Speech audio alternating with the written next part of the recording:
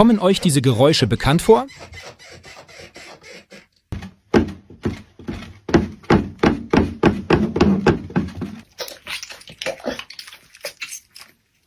Diese Geräusche wurden für eine Liebesszene aufgenommen.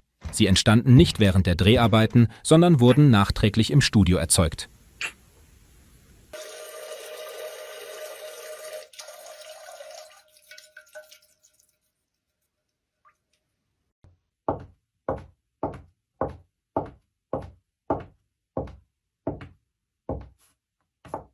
Sana Kelly hat mehr als 29 Jahre Erfahrung in der Erstellung von Geräuschen für Film, Fernsehen, Animation und Videospiele.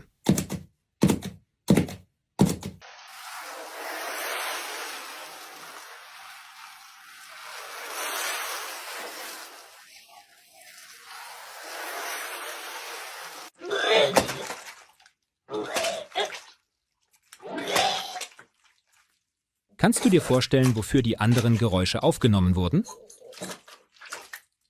Schreibe es in die Kommentare.